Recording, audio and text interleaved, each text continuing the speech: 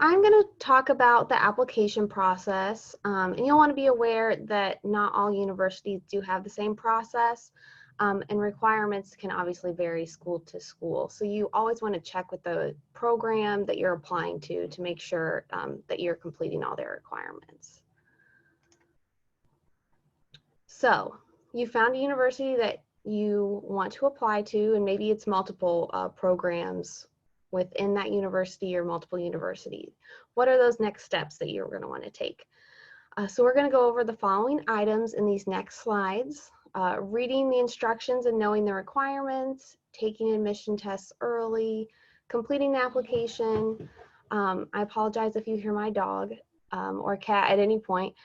Submit your request for transcripts from your previous universities, getting excellent letters of recommendation, writing a strong personal statement, and finally getting to know the graduate program director and admissions staff. So that first step, the How to Apply webpage. First, you're going to want to locate the How to Apply page for the program that you're interested in, and possibly also the university's How to Apply page for graduate applicants. You'll want to bookmark these pages to get easy access, and that way you can track the requirements that you will need to fulfill. And again, because requirements vary depending on the university, it might even be beneficial if you're applying to multiple programs or universities to keep a spreadsheet or another document where you can track the university's program requirements. So you'll want to start these preparations about 1.5 years before you're planning to actually enroll in that program. If it is a little closer, if maybe you're interested in fall 20 still, don't worry. This is like a guideline for your timeline to help you prepare, and it's not necessarily set in stone. Step 2 is to take the test, and you might be asking, what test do I actually need to take? So this again is where you're going to want to refer back to the How to Apply page for the program, because it should tell you if there are any standardized tests that are required, or if they're recommended for those who are interested in maybe a fellowship or a graduate assistantship opportunity. So these tests could be the GRE, the graduate record exam, the MCAT for med school, the LSAT for law school, etc. Will you need to take the TOEFL, which is a test for English proficiency, or do you need to provide it some other way? The program's How to Apply page should say if you're required to take an English proficiency test. And you can usually find it on the school's website for international applicants as well.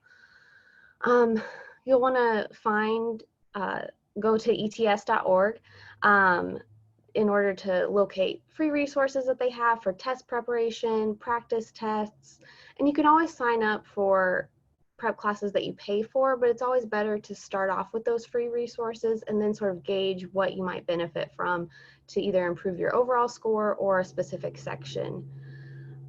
You'll want to register to take your test about a year before you want to enroll. Again, this is a guideline, and it can help if you want to take the test again in order to improve your scores and have a better chance for maybe an assistantship again. So give yourself time so you don't feel rushed before you need to get everything completed. Step 3 is to apply online.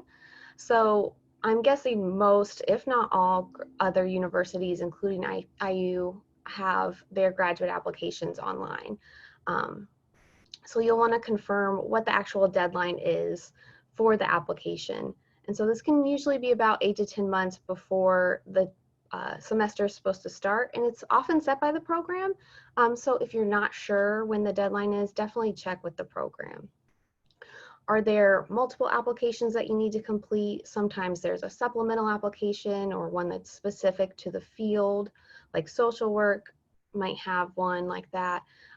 Again, you can confirm with the program if you're not sure which application or how many you're supposed to complete. And how soon should you actually submit? Should it be right before the deadline, like a day before? Usually it's earlier, the better. And so this gives the program time to review your materials and make sure that they have everything they need. And there will be some programs that have a rolling admissions deadline, which means that they will review applications as they come in. and often fill spots as they review. So check with your program if you're wanting to know what their application timeline is and their process for reviewing applications. Step 4 is to request transcripts. So after finding out what your program's requirements are, you'll want to contact your undergraduate institution in order to request your official transcript from them be sent to your program. And often the transcript needs to be sent directly from your undergraduate institution to the school or the program that you're applying to, and not to you, because often that's not considered official if it's sent to the student. And usually there is a fee involved to request your transcripts. So make sure you know how much it costs and before you send it to the recipient. Often programs will want all your transcripts, so not just the ones where you got your undergrad degree.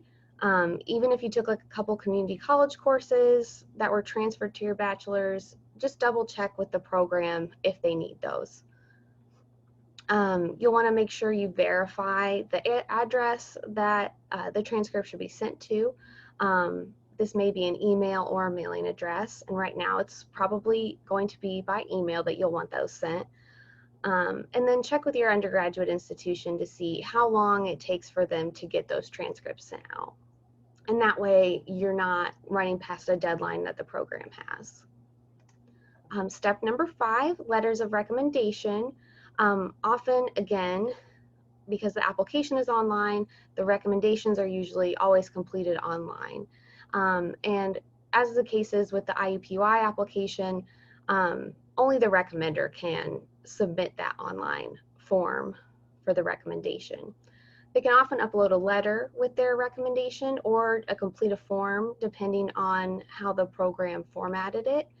And so you can always check with them to make sure your recommender has the information that they need to complete the recommendation.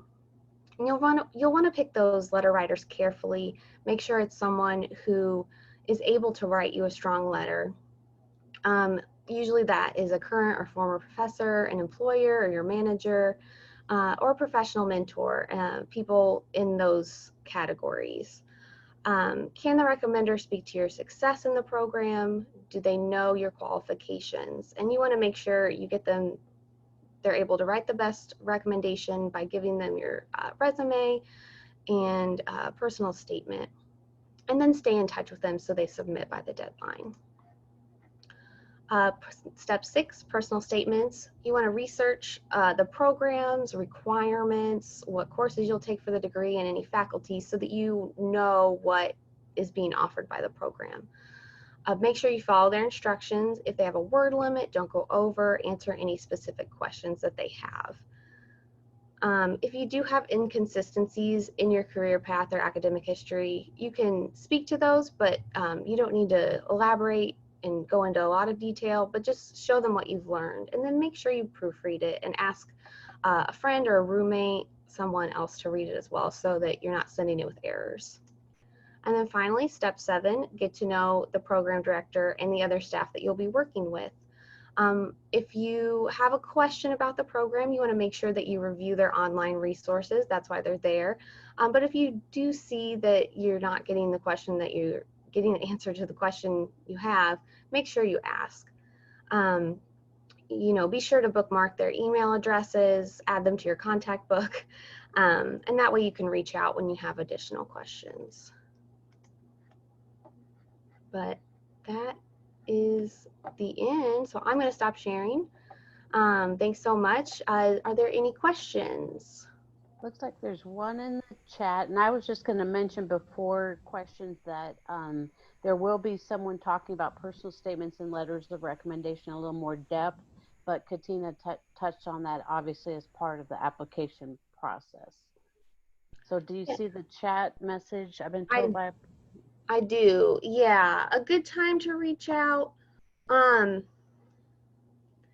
mean, I'm guessing this would be for a spring admission, obviously not a fall admission. So probably at the beginning of the semester prior to when you want to start. It could always be a little bit sooner, but it definitely would depend on what semester you're interested in.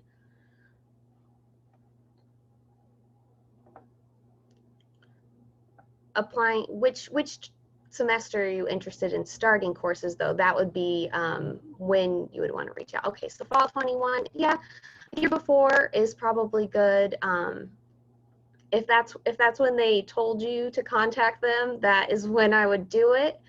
But because it's always good to follow their instructions. Yeah, are there any other questions?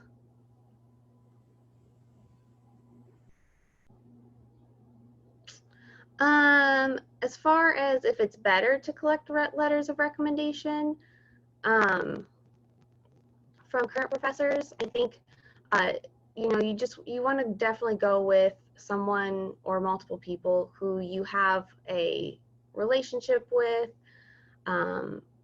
whether it's one class or 5 in your undergrad. As far as collecting them directly from them, that is definitely up to them if they want to provide those to you. Since a lot of the recommendation completion is online, there's no way on our application for the student to be able to fill out that recommendation. And so it is better to, when you ask them for your recommendation, to send them your resume, your transcript, a personal statement. And I mean, if they forget, you could gently remind them that you took, you know, however many classes with them. And as I mentioned, we'll have Diane Russell from Purdue talk a little bit more about letters of recommendation, so she may have some things to add to that. Are there other questions? We have about 1 more minute before we're going to move on to personal statements with Ben Houston from University of Indianapolis. So any other quick questions?